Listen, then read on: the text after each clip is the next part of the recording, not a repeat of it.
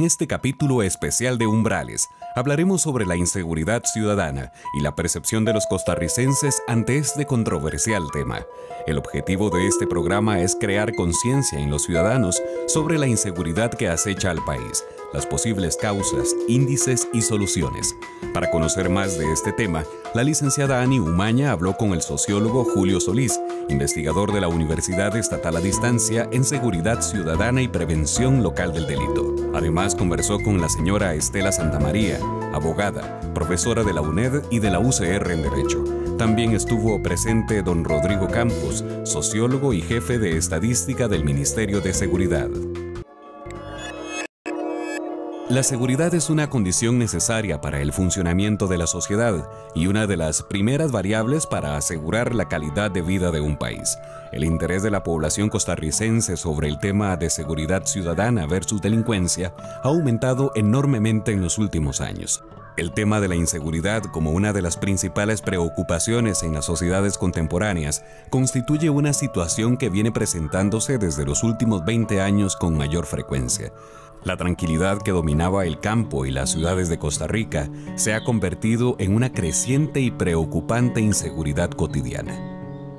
La frecuencia y gravedad de los delitos que ponen en peligro la vida e integridad física de muchas personas y los que se cometen contra la propiedad han violentado la tranquilidad de la ciudadanía.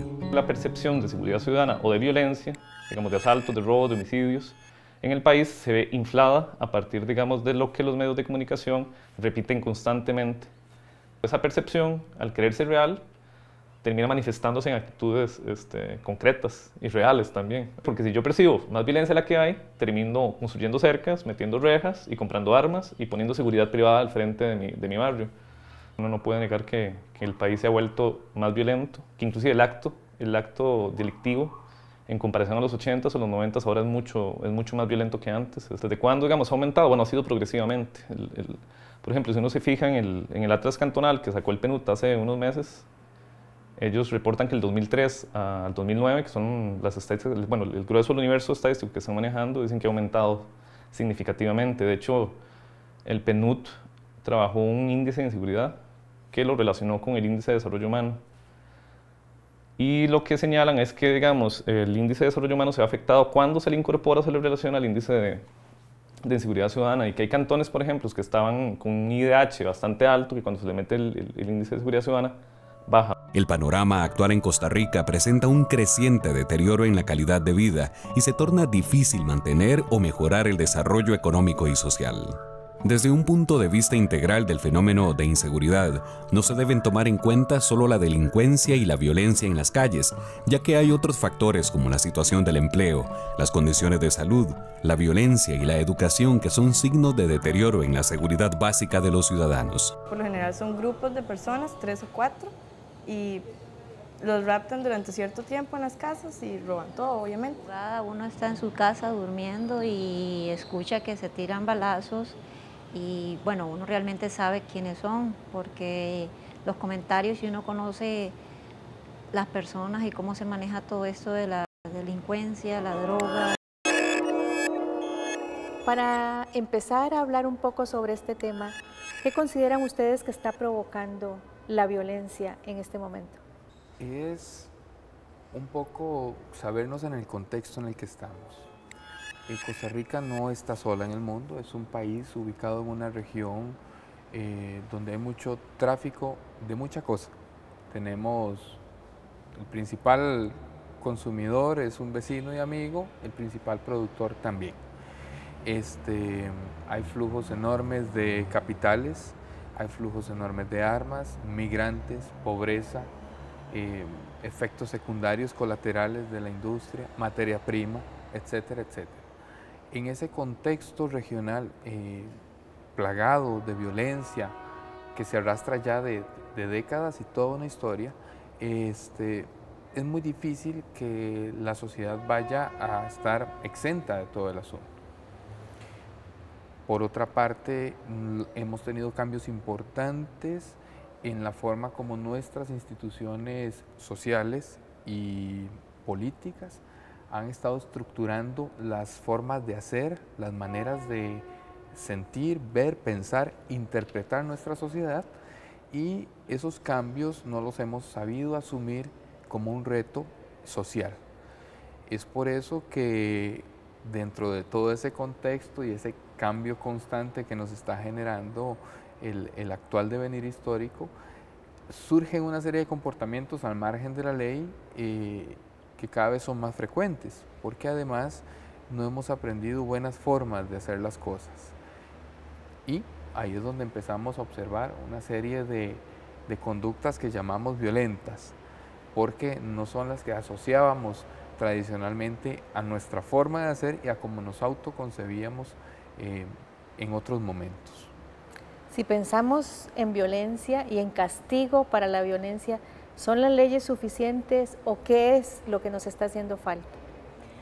Yo diría que las leyes son suficientes en el sentido de que tenemos una suficiente cantidad de legislación que es aplicable a cada uno de los tipos penales, incluso los tipos penales de más reciente data que se han incorporado a la legislación penal costarricense, que han sido los de terrorismo, los de crimen organizado y demás, se han venido incorporando toda esta serie, ¿verdad?, de tipos penales. Sin embargo, yo diría que la mayor falla que tiene nuestro sistema penal es en cuanto a la eficacia, en realidad, de ese sistema penal, de esas leyes penales, porque yo lo veo de la siguiente forma: hay una distorsión muy grande porque pasa mucho tiempo entre que la persona comete el delito y aquel momento en el que esta misma persona recibe una sanción por parte del Estado, ¿verdad? Entonces, como pasa tanto tiempo entre una cosa y otra, yo siento que hay una disociación entre la comisión del delito versus castigo. Por lo tanto, entre la comisión del delito y la sanción, si es que ésta llega, porque puede prescribir en el camino o ocurrir una serie de travesías penales que existen, ¿verdad? Puede ser que se dé la comisión de muchos otros delitos, entonces realmente no existe esa relación, y más diría yo que deberíamos enfocarnos a la eficacia de la ley penal, ver si realmente nosotros tenemos una ley penal y un sistema penal y penitenciario eficaz, porque en cuanto a leyes rigurosas no necesitamos más rigurosidad, necesitamos eficacia en la aplicación. Tenemos las leyes penales casi más rigurosas de Latinoamérica, y eso realmente para un país con una historia como la nuestra y con 5 millones de habitantes, pues realmente es muy preocupante, y sí debemos de irnos un poco más a la raíz y preguntarnos, ¿verdad?, desde el punto de vista de la sociedad, de las políticas públicas, de la calidad de vida y de una serie de cosas que creo vamos a tener tiempo de abordar, si realmente la respuesta que tenemos es la que esperamos que se dé. Julio, ¿será entonces la policía la ficha clave? A mi parecer hay un elemento de inseguridad que tiene que ver con la parte subjetiva, y que por eso es que las policías se ha estado trabajando tanto en ellas. Los vecinos en los barrios, que es donde trabajan las policías, sobre todo en el nivel territorial, ahí donde andan rondando, están más inseguros por una cuestión de inseguridad ciudadana generada por los medios de comunicación. Si bien la policía es un elemento que genera seguridad en el entorno inmediato, porque es un vigilante, porque está ahí con su investidura pública, la cuestión tiene que ir más allá de ese policía que está rondando, y hay que buscar un policía, y yo creo que a partir del 94 el gobierno trató de crear una profesionalización hacia policías más civilistas, o ese es el intento. ¿Qué es lo que nos topamos? Que esa policía tiene una tendencia hacia el control, y los intentos de crear policías comunitarias, policías preventivas, que trabajen con la población, que resuelvan esos conflictos locales, no se está logrando. ¿Y qué pasa acá? Que no solo la policía es el competente en este tema, se nos están alejando un montón de instituciones públicas que ya no trabajan con la población. Las escuelas que son públicas necesitan educadores que trabajen con los niños, que sepan cuál es el contexto de sus familias, que sepan más allá de lo que existe. Por ejemplo, la salud también, que es otra institución muy importante de este país y que genera un control informal, porque además tiene una relación muy cercana. Va del EVAIS al centro clínico, bueno, y ya llegamos a lo que son los hospitales, pero hay una intervención territorial. ¿Y qué es lo que nos pasa? El último garante de la fuerza pública o de lo público nos está quedando los policías. ¿Y qué es lo que nos topamos?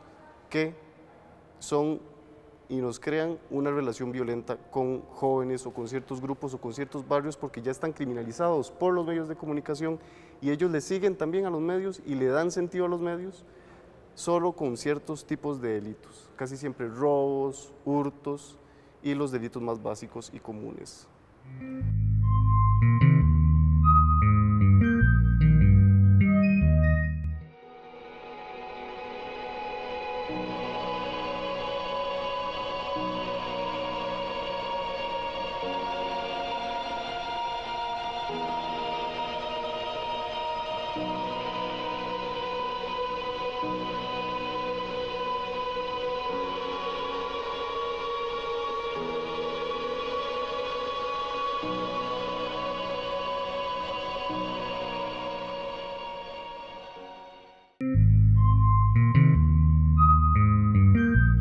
En materia de seguridad, le corresponde al Estado la responsabilidad de consolidar un sistema de seguridad que sea eficaz en la lucha contra la delincuencia, en la prevención, en las penas y rehabilitación para garantizar la convivencia pacífica.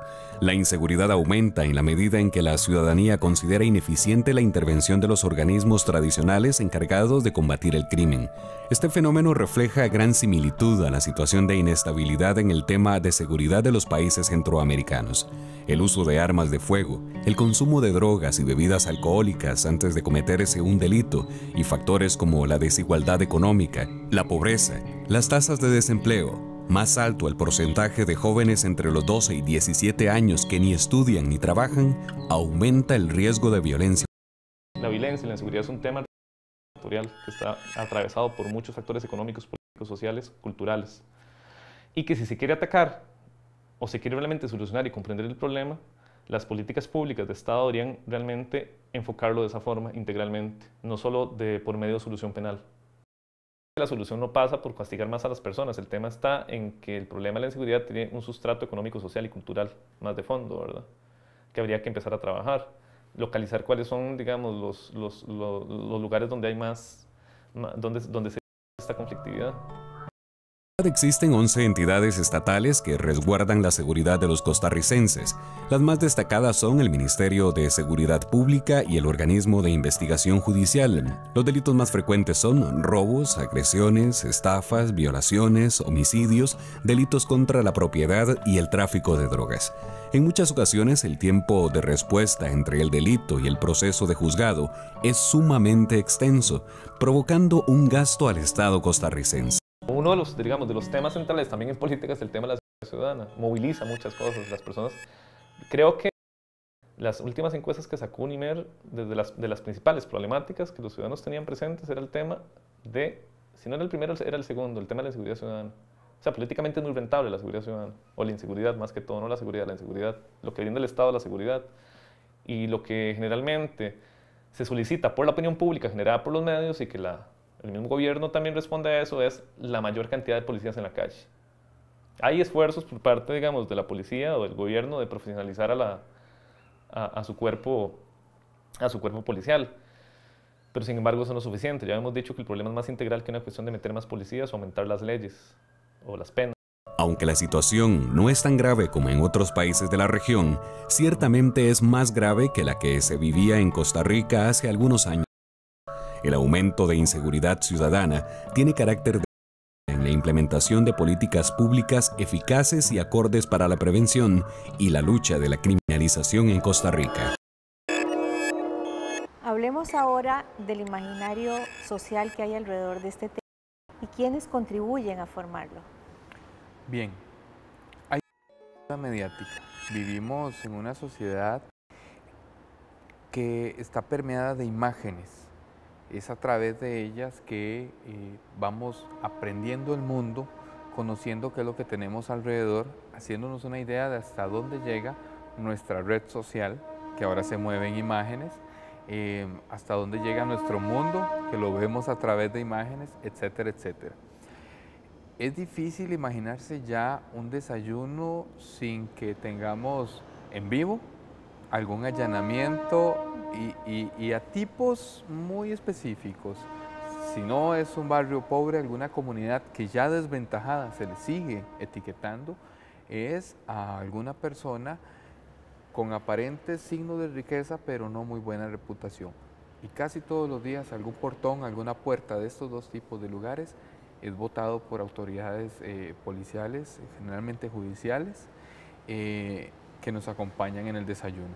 Luego, en todas las ediciones, difícilmente encontrará uno menos de la mitad del tiempo al aire que le estén transmitiendo algo distinto a sucesos. Recuerdo bien un homicidio, unas tomas de un homicidio bastante violentas, muy crudas, y 15 días después de ocurrido el hecho, seguía viendo yo esas tomas en casi todas las ediciones. A esa persona no solamente murió cuando efectivamente ocurrió el hecho, lo mataron cientos de veces cada vez que repetían la toma. Si vivimos en una sociedad donde aprendemos el mundo a través de las imágenes y llenamos las imágenes de violencia, aprendemos que es así. Nos creamos esa imagen. Por supuesto, uno no cree que tenga toda esa violencia en el vecino, en su propia casa, porque suelen no salir en televisión con ese tipo de cosas, pero pareciera que lo que está más allá del barrio, del lugar donde trabajo, donde estudio, las calles por donde transito todos los días, lo que está más allá es violento, porque nos dan esa imagen todos los días, 2, 3, 4 veces al día para el que ve varias ediciones, y si son los periódicos, anda una proporción muy similar en ese sentido.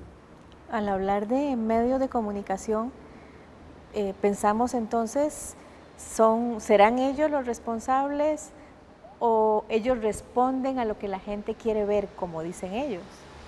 Hay dos aspectos que yo quisiera rescatar específicamente de toda esta improvisación mediática que se hace, ¿verdad? De lo que es el crimen, la violencia, la delincuencia y demás. Uno de esos es que el lamentable hecho de que las personas terminan viendo aquellas imágenes como normales, porque si es efectivamente, como decía Rodrigo, lo que vemos todos los días, probablemente quienes ya estamos formados y tuvimos la suerte de no crecer escuchando gritos y viendo violencia, nos va a seguir pareciendo realmente abominable aquello que nos están presentando.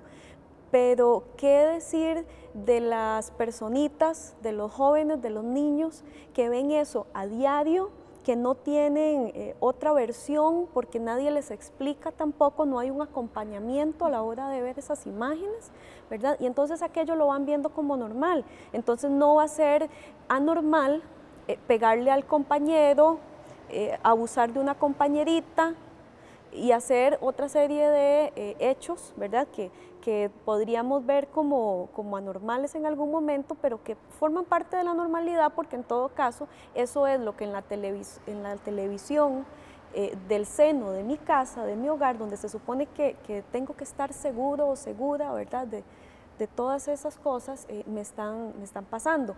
Y lo otro es que el punto de política criminal está muy de la mano, va muy relacionado también con todo este terrorismo informativo que vemos, porque ¿qué es lo que vemos en este tipo de cosas? Bueno, las opiniones de la gente cuando ha sido victimizada, ¿verdad? Por supuesto, una persona después de que ha sido victimizada, pues da mucho dolor escucharla, y además los medios las presionan para que digan incluso cómo se sienten, ¿verdad? Cómo se va a sentir después de haber sido victimizada o un familiar suyo.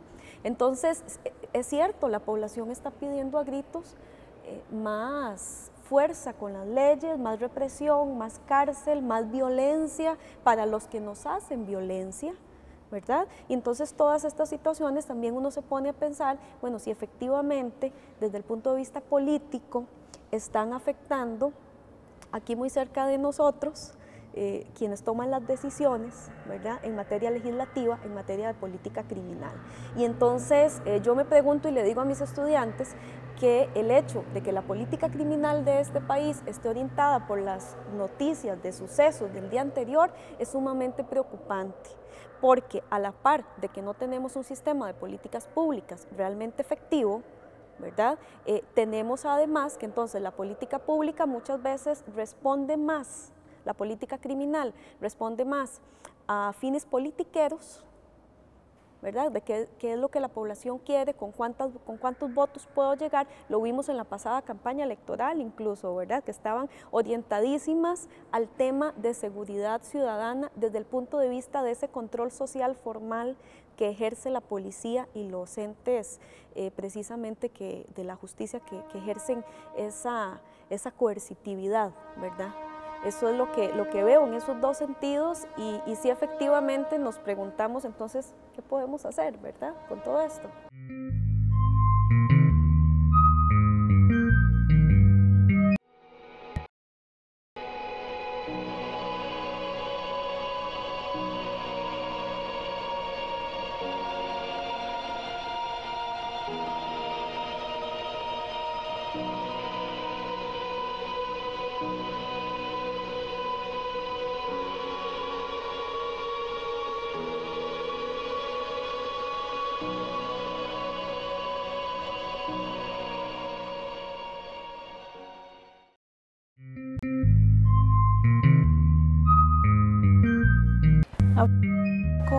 Ahora de cómo solucionar y cómo crear este imaginario. Yo creo que tal vez uno de los problemas con los que se ha topado Costa Rica está a nivel de la política pública. Las últimas 5 administraciones de gobierno, ya lo señaló, nos plantea de que se han hecho políticas en seguridad ciudadana, sin continuidad alguna, muy politizadas y no han logrado, digamos, articular, instrumentalizar políticas eficientes, es decir, ni siquiera podemos evaluarlas, no sabemos qué pasó con esas políticas. Yo quiero señalar 3 puntos que han sido y hacia dónde vamos en términos de política pública, de política criminal, como se señala, y uno tiene que ver primero, ya hablamos de esto con la reforma policial, policías de calidad y no en cantidad. Tiene que ver con policías educados, con cursos, no solo un curso básico, sino con cursos de criminalística, con cursos de derechos humanos, de criminología, que sepan antes de salir de esa Escuela Nacional de Policía hacia dónde van y que sepan también entender la sociedad. Por otro lado, la disponibilidad de armas de fuego es un elemento importantísimo en la violencia delictiva y sobre todo en el tema de homicidios. Es un factor y es un elemento que eleva la probabilidad de que seamos violentados y, por ejemplo, un joven que le toca el pito en San Pedro a un señor, solo por el hecho de que él tenía un arma de fuego, que hubiera sido una riña, está bien, pero eso se convierte en un homicidio que se pudo haber prevenido quitando esa arma de fuego, eliminando armas de fuego de espacios públicos en ciertos lugares, porque se nos convierten en elementos muy problemáticos. ¿Qué es lo que tenemos acá? Hay un vacío en la ley de armas de fuego, no se ha trabajado en esto. Hay que eliminar, por ejemplo, la capacidad de tener 3 armas, mínimo una, y que no sea un derecho específico del ciudadano que dice, yo quiero tener un arma, sino que el Estado sea garante de que esas personas que tengan un arma tengan un estudio y que tenga, digamos, ahí la condición de prevenir esa violencia.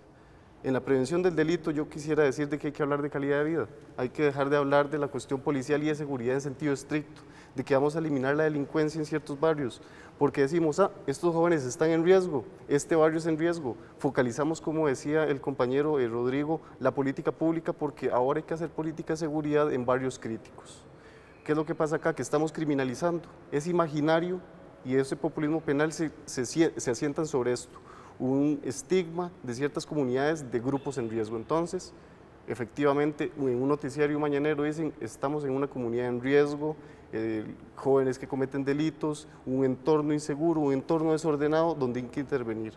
Al final terminamos trabajando solo sobre la represión y no sobre qué está pasando con esta población, por qué esta gente está cometiendo estos delitos. No se está hablando de calidad de vida, sino solo de represión. A raíz de lo que Julio dice también, yo quisiera referirme al tema de la seguridad ciudadana, pero desde un punto de vista un poco más amplio, ¿verdad? Y más integral, hablando más bien de la seguridad humana, porque ya no solamente quedarnos en el término de seguridad ciudadana y pensamos únicamente en aquellos entes de control social, ¿verdad?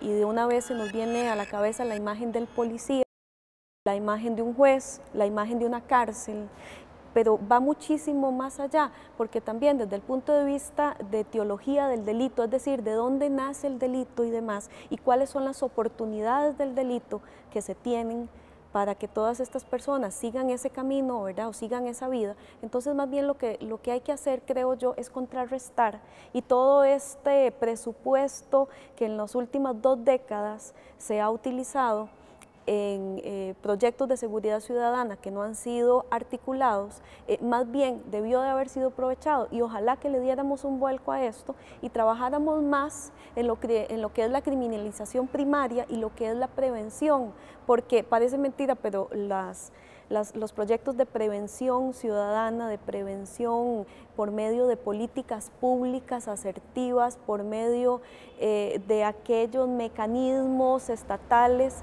que vayan un poco orientados a hacer más corta la brecha social, la brecha de inequidad social que tenemos hoy en día, son menos costosos a largo plazo, ¿verdad? Lo que pasa es que también se mencionó ahora en esta mesa que somos un poco cortoplacistas, y entonces creemos que la seguridad, como decía Rodrigo, es ver al policía en la esquina, pero eso es ser con muy poca visión, ver el problema de la seguridad, ¿verdad? En cambio, si lo notáramos desde ese punto de vista, si lo tocamos desde ahí, de la seguridad humana, de políticas públicas encaminadas a que ese control sea para el crecimiento y el desarrollo humano con calidad de vida, probablemente esas nuevas personas que se estén formando, pues no vayan a elegir el camino precisamente delictivo para alcanzar las metas, que también ese es otro tema que daría para otra mesa como estas, el tema de que a las personas se les pide mucho, se les pide estatus, se les pide bienes,